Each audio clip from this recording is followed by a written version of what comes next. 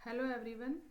हम ज्योग्राफी की 12th class की एनसीईआरटी कर रहे थे, जिसमें हमने फर्स्ट पार्ट कर लिया है। अब उसी का सेकंड पार्ट करेंगे, भारत, लोग और अर्थव्यवस्था। तो इसका फर्स्ट चैप्टर है जनसंख्या वितरण, घनत्व, वृद्धि और संगठन। यहाँ से हर एग्जाम में मोस्टली क्वेश्चन बनता ही है, तो इसके एमसीक्यू देख लेते हैं। फर्स्ट क्वेश्चन है, जनसंख्या वितरण के प्रतिरूपों को निम्नलिखित में से कौन सा या से भौतिक कारक निर्धारित करता है या करते हैं। ऑप्शन है भूविन्यास, ऑप्शन बी है जल की उपलब्धता, ऑप्शन सी है जलवायु और ऑप्शन डी है उपयुक्त सभी। तो इसका सही आंसर है ऑप्शन डी, उपयुक्त सभी। व्याख्या देख लेते हैं। ध्यातव्य है कि जनसंख्या वितरण में भौतिक कारक अधिक प्रभाव रखते हैं। जहां जीवन के अनुकूल परिस्थितियां होंगी वहीं जनसंख्या का घनत्व अधिक होगा। भूविन्यास, जल की उपलब्धता और जलवायु, ये बलवायु नहीं जलवायु है, जलवायु प्रमुख रूप से वितरण के प्रतिरूपों का निर्धारण करती है। उदाहरण के लिए हम देखते हैं कि उत्तर भारत के मैदानों, डेल्टाओं और तटीय मैदानों में जनसंख्या का अनुपात दक्षिणी और मध्य भारत के राज्यों के आंतरिक जिलों, हिमालय, उत्तर पूर्वी और पश्चिम राज्यों की अपेक्षा उच्च है। नेक्स्ट क्वेश्चन है, वर्तमान में राजस्थान राज्य में उच्चावच एवं जलवायु की प्रतिकूल स्थिति के बावजूद जनसंख्या अनुपात के बढ़ने के लिए मुख्य रूप से निम्नलिखित में से कौन से कारण उत्तरदायी हैं। फर्स्ट है सिंचाई साधनों का विकास, सेकंड है खनिज एवं ऊर्जा संसाधनों की उपलब्धता, थर्ड है परिवहन जाल का विकास। कूट देख लेते हैं। ऑप्शन ए है केवल एक, ऑप्शन बी है केवल तीन, ऑप्शन सी है केवल एक और दो, ऑप्शन डी है एक, दो और तीन। तो इसका सही आंसर ऑप्शन ए है, केवल एक। व्याख्या देख लेते हैं। राजस्थान भारत का सबसे गर्म तथा सबसे अधिक मरुस्थलीय क्षेत्र वाला राज्य है। यहाँ औसत वार्षिक वर्षा न्यूनतम होती है, क्योंकि कृषि भी जल संसाधनों पर निर्भर है। अतः सिंचाई के साधनों के विकास तथा जल की उपलब्धता के बढ़ने से राजस्थान के जिलों में जनसंख्या घनत्व तेजी से बढ़ा है। नेक्स्ट क्वेश्चन है, निम्नलिखित राज्यों में से किस एक में जनसंख्या घनत्व सबसे कम है। ऑप्शन ए है तमिलनाडु, ऑप्शन बी है केरल, ऑप्शन सी है अरुणाचल प्रदेश और ऑप्शन डी है दिल्ली।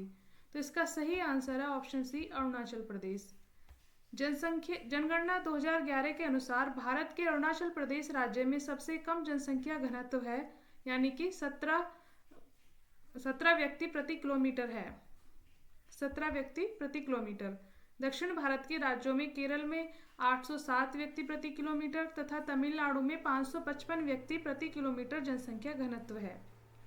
नेक्स्ट क्वेश्चन है, निम्नलिखित केंद्र शासित राज्यों में से किस एक राज्य में जनसंख्या घनत्व सर्वाधिक है। ऑप्शन ए है अंडमान निकोबार द्वीप, ऑप्शन बी है दिल्ली, ऑप्शन सी है दादरा और नगर हवेली, ऑप्शन डी है चंडीगढ़। तो इसका सही आंसर ऑप्शन बी है, दिल्ली। भारत के अंडमान और निकोबार द्वीप समूह को छोड़कर केंद्र शासित प्रदेशों में जनसंख्या के उच्च घनत्व पाए जाते हैं, जिसमें दिल्ली में जनसंख्या घनत्व सर्वाधिक है, 11,320 व्यक्ति प्रति किलोमीटर। चंडीगढ़ में 9,258 व्यक्ति किलोमीटर और पुदुचेरी में 2,547 व्यक्ति प्रति वर्ग किलोमीटर है। दमन व दीव 2,199 व्यक्ति प्रति किलोमीटर और लक्षद्वीप में 2,149 व्यक्ति प्रति किलोमीटर और दादर और नगर हवेली में 700 व्यक्ति प्रति किलोमीटर तथा अंडमान निकोबार द्वीप समूह में सबसे कम यानी कि 46 व्यक्ति प्रति किलोमीटर जनसंख्या घनत्व पाया जाता है। नेक्स्ट क्वेश्चन है, निम्नलिखित में से कौन सा या कौन से कथन सत्य हैं। फर्स्ट है, दो समय बिंदुओं के बीच किसी क्षेत्र विशेष में रहने वाले लोगों की संख्या में परिवर्तन जनसंख्या वृद्धि कहलाती है। सेकंड है, प्राकृतिक जनसंख्या वृद्धि का विश्लेषण असंशोधित जन्म दर और मृत्यु दरों से निर्धारित किया जाता है। ऑप्शन ए है केवल एक, ऑप्शन बी है केवल दो, ऑप्शन सी है एक और दो दोनों और ऑप्शन डी है ना तो एक ना ही दो। तो इसका सही आंसर ऑप्शन सी है, एक और दो दोनों। व्याख्या देख लेते हैं। जनसंख्या वृद्धि दो समय बिंदुओं के बीच किसी क्षेत्र विशेष में रहने वाले लोगों की संख्या में परिवर्तन को कहते हैं, इसलिए कथन एक सही है। जनसंख्या वृद्धि के दो घटक हैं, प्राकृतिक और अभिप्रेरित। प्राकृतिक जनसंख्या वृद्धि का विश्लेषण असंशोधित जन्म दर और मृत्यु दरों द्वारा निर्धारित किया जाता है। अभिप्रेरित घटकों को किसी दिए गए क्षेत्र में लोगों की अंतर्वर्ती और बहिर्वर्ती संचलन की प्रबलता द्वारा स्पष्ट किया जाता है। नेक्स्ट क्वेश्चन है, 2001 से 2011 के दौरान भारत के किस राज्य की जनसंख्या वृद्धि सबसे कम दर्ज की गई 2001 से 2011 के बीच। तो ऑप्शन ए है आंध्र प्रदेश, ऑप्शन बी है केरल, ऑप्शन सी है ओडिशा, ऑप्शन डी है नागालैंड। तो इसका सही आंसर ऑप्शन डी है नागालैंड। भारतीय जनगणना 2011 के अंतिम आंकड़ों के अनुसार 2001 से 2011 के मध्य न्यूनतम दशकीय जनसंख्या वृद्धि दर वाले राज्यों में क्रमशः बढ़ते हुए क्रम में नागालैंड 0.6%, केरल 4.91%, गोवा 8.23% दर्ज किया गया। नेक्स्ट क्वेश्चन है, भारत में सबसे बड़ा भाषाई समूह है। ऑप्शन है द्रविड़, ऑप्शन बी है चीनी तिब्बती, ऑप्शन सी है भारतीय यूरोपीय आर्य और ऑप्शन डी है ऑस्ट्रिक। तो इसका सही आंसर ऑप्शन सी है भारतीय यूरोपीय यानी कि आर्य। भारत में सबसे बड़ा भाषाई समूह भारतीय यूरोपीय यानी कि आर्य 73% हैं। इसके बाद द्रविड़ 20% और ऑस्ट्रिक यानी कि निषाद 1.38% तथा चीनी तिब्बती किरात 85% समूह है। नेक्स्ट क्वेश्चन है, निम्नलिखित में से कौन सा या कौन से कथन सत्य हैं। ऑप्शन ए है सीमांत श्रमिक वह है जो एक वर्ष में 183 दिन कार्य करता है यानी कि 183 दिन कार्य करता है। ऑप्शन बी है श्रमजीवी जनसंख्या का सर्वाधिक प्रतिशत गैर घरेलू उद्योगों, व्यापार, वाणिज्य, विनिर्माण क्षेत्र में कार्यरत है। ऑप्शन सी है ए और बी दोनों और ऑप्शन डी है इनमें से कोई नहीं। तो इसका सही आंसर ऑप्शन डी है इनमें से कोई नहीं। व्याख्या देख लेते हैं। आर्थिक स्तर की दृष्टि से भारत की जनसंख्या को 3 वर्गों में बांटा गया है। मुख्य श्रमिक, सीमांत श्रमिक, अश्रमिक और मुख्य श्रमिक वह व्यक्ति है जो कम से कम वर्ष में 183 दिन काम करता है। सीमांत श्रमिक वह व्यक्ति है जो एक वर्ष में 183 दिन से कम दिन काम करता है। नेक्स्ट क्वेश्चन है, जनसंख्या आंकड़ों के स्रोतों के संदर्भ में निम्नलिखित कथनों पर विचार कीजिए। फर्स्ट है, भारत में जनसंख्या के आंकड़ों को प्रति 10 वर्ष बाद होने वाली जनगणना द्वारा एकत्रित किया जाता है। सेकंड है, भारत में पहली संपूर्ण जनगणना 1881 में संपन्न हुई थी। उपयुक्त में से कौन से कथन सही हैं। ऑप्शन ए है केवल एक, ऑप्शन बी है केवल दो, ऑप्शन सी है एक और दो दोनों, ऑप्शन डी है ना तो एक ना ही दो। तो इसका सही आंसर ऑप्शन सी है एक और दो दोनों। व्याख्या देख लेते हैं। भारत में जनसंख्या के आंकड़ों को प्रति 10 वर्ष बाद होने वाली जनगणना द्वारा एकत्रित किया जाता है। भारत की पहली जनगणना 1872 में हुई थी, किंतु पहली संपूर्ण जनगणना 1881 में संपन्न हुई थी। कई बार कन्फ्यूजन हो जाता है, तो अगर आता है कि भारत की पहली जनगणना कब हुई तो 1872 में और पहली संपूर्ण जनगणना कब हुई तो 1881 में। नेक्स्ट क्वेश्चन है, निम्नलिखित में से भारत के किस राज्य की जनसंख्या सर्वाधिक है। ऑप्शन ए है महाराष्ट्र, ऑप्शन बी है पश्चिमी बंगाल, ऑप्शन सी है बिहार, ऑप्शन डी है उत्तर प्रदेश। तो इसका सही आंसर है ऑप्शन डी उत्तर प्रदेश। भारत में उत्तर प्रदेश 19.98 करोड़ राज्य की जनसंख्या सर्वाधिक है, मतलब 19.98 करोड़। इसके पश्चात महाराष्ट्र है 11.23 करोड़ और बिहार है 10.40 करोड़ और पश्चिम बंगाल है 9.12 करोड़ का स्थान है। नेक्स्ट क्वेश्चन है, निम्नलिखित कथनों पर विचार कीजिए। फर्स्ट है, उत्तरी भारत के राज्यों में सर्वाधिक जनसंख्या घनत्व बिहार में है और सेकंड है, प्रायद्वीपीय भारत के तमिलनाडु राज्य में सर्वाधिक जनसंख्या घनत्व है।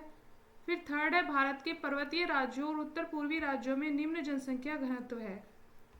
उपयुक्त में से कौन सा या कौन से कथन सही नहीं है। ऑप्शन ए है केवल एक और दो, ऑप्शन बी है केवल दो, ऑप्शन सी है केवल 2 और 3, ऑप्शन डी है 1, 2 और 3। तो इसका सही आंसर ऑप्शन बी है केवल 2। व्याख्या देख लेते हैं। उत्तरी भारत के राज्यों बिहार में 1106 व्यक्ति प्रति किलोमीटर है और सर्वाधिक, तथा इसके बाद पश्चिम बंगाल है 1028 व्यक्ति प्रति किलोमीटर। फिर उत्तर प्रदेश है 829 व्यक्ति प्रति किलोमीटर जनसंख्या घनत्व और प्रायद्वीपीय भारत के राज्यों में केरल में सर्वाधिक है 860 और इसके बाद तमिलनाडु में है 555 और कर्नाटक में है 319 व्यक्ति प्रति किलोमीटर। फिर आंध्र प्रदेश है 308 व्यक्ति प्रति किलोमीटर और तेलंगाना 312 व्यक्ति प्रति किलोमीटर में जनसंख्या घनत्व पाया जाता है। असम, गुजरात, आंध्र प्रदेश, हरियाणा, झारखंड, ओडिशा में मध्यम घनत्व पाया जाता है जनसंख्या का। भारत के पर्वतीय राज्यों और उत्तर पूर्वी राज्यों में अपेक्षाकृत निम्न जन घनत्व पाया जाता है। असम में 398 व्यक्ति प्रति किलोमीटर को छोड़कर, मतलब असम में थोड़ा ज़्यादा है, बाकी सब में निम्न जन घनत्व है। अंडमान निकोबार द्वीप में 46 व्यक्ति प्रति किलोमीटर है को छोड़कर केंद्र शासित प्रदेशों में जनसंख्या का उच्च घनत्व पाया जाता है। नेक्स्ट है, भारत में निम्नलिखित में से किस दशक की वृद्धि दर ऋणात्मक दर्ज की गई? ऑप्शन ए है 1911 से 1921, ऑप्शन बी है 1971 से 81 और ऑप्शन सी है 1901 से 11 और ऑप्शन डी 1991 से 61। तो इसका सही आंसर है ऑप्शन ए, 1911 से 1921 के बीच जनसंख्या की जो वृद्धि दर थी वो ऋणात्मक दर्ज की गई। 1911 से 1921 के दौरान जनसंख्या वृद्धि दर ऋणात्मक दर्ज की गई। इस दशक में जन्म व मृत्यु दर दोनों ही ऊंची थी, जिससे वृद्धि दर निम्न बनी रही। 1901 से 1921 की अवधि को भारत की जनसंख्या की वृद्धि की रुद्ध अथवा स्थिर प्रावस्था कहा जाता है, क्योंकि इस अवधि में वृद्धि दर अत्यंत निम्न थी। भारत के किन दशकों को जनसंख्या की स्थिर वृद्धि दर की अवधि के रूप में जाना जाता है?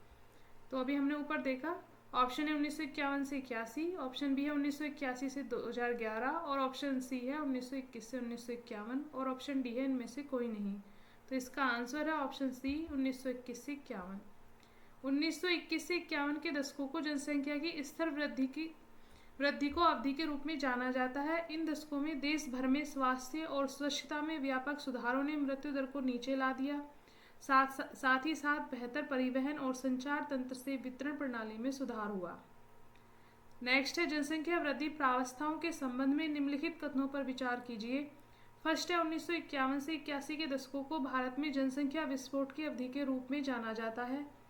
ऑप्शन सेकंड है, 1951 से 81 दशकों के मध्य मृत्यु दर में तीव्र वृद्धि हुई। थर्ड है, 1981 के बाद से जनसंख्या वृद्धि दर मंद गति से घट रही है। और ऑप्शन 4 है, 1981 के बाद के दशकों में जनसंख्या वृद्धि दर के कम होने के प्रमुख कारण विवाह की औसत आयु में वृद्धि, जीवन की गुणवत्ता में वृद्धि तथा स्त्री शिक्षा में सुधार है। उपयुक्त में से कौन से कथन सही हैं? ऑप्शन ए है केवल 1 और 2, ऑप्शन बी है केवल 1, 3 और 4, ऑप्शन सी है 2, 3 और 4, ऑप्शन डी है 1, 2, 3 और 4। तो इसका सही आंसर ऑप्शन बी है 1, 3 और 4। 1951 से 81 के दशकों को भारत में जनसंख्या विस्फोट की अवधि के रूप में जाना जाता है। यह देश में 1951 से 81 के दशकों के बीच मृत्यु दर में तीव्र ह्रास और जनसंख्या की उच्च प्रजनन दर के कारण हुआ। इन दशकों में मृत्यु दर में तीव्र ह्रास हुआ, न कि वृद्धि, अतः कथन 2 सही नहीं है। इन दशकों में वार्षिक वृद्धि दर 2% तक ऊंची रही। स्वतंत्रता प्राप्ति के बाद 1951 से 81 की अवधि में एक केंद्रीकृत नियोजन प्रक्रिया के माध्यम से विकासात्मक कार्यों को आरंभ किया गया। 1951 से 81 के दशकों में पड़ोसी देशों से अंतर्राष्ट्रीय प्रवास का बढ़ना भी वृद्धि का एक कारण था। 1981 के पश्चात वर्तमान तक देश की जनसंख्या की वृद्धि दर यद्यपि ऊंची बनी रही, किंतु धीरे धीरे मंद गति से घटने लगी। ऐसी जनसंख्या वृद्धि के लिए असंशोधित जन्म दर की अधोमुखी प्रवृत्ति को उत्तरदायी माना जाता है। बदले में यह देश में विवाह के समय औसत आयु में वृद्धि, जीवन गुणवत्ता, विशेष रूप से स्त्री शिक्षा में सुधार से प्रभावित हुई। हालांकि देश में जनसंख्या वृद्धि दर अभी भी ऊंची बनी हुई है और 2025 तक इसके 135 करोड़ होने के आसार हैं। नेक्स्ट है, सन 2011 की जनगणना के अनुसार भारत की जनसंख्या निम्नलिखित में से कौन सी है? ऑप्शन ए है 101.5 crore, option B 111.5 crore, option C 108.5 crore और ऑप्शन डी है 121.05 करोड़। तो इसका आंसर है ऑप्शन डी, 121.05 करोड़। सन 2011 की जनगणना के अनुसार भारत की जनसंख्या 121.05 करोड़ है। नेक्स्ट क्वेश्चन है, निम्नलिखित राज्यों में से किस राज्य की ग्रामीण जनसंख्या का प्रतिशत सर्वाधिक है? ऑप्शन ए है उत्तर प्रदेश, ऑप्शन बी है महाराष्ट्र, ऑप्शन सी है ओडिशा और ऑप्शन डी है बिहार। तो इसका सही आंसर ऑप्शन डी है बिहार। जनगणना 2011 के अनुसार बिहार की 88.71% जनसंख्या गाँव में रहती है।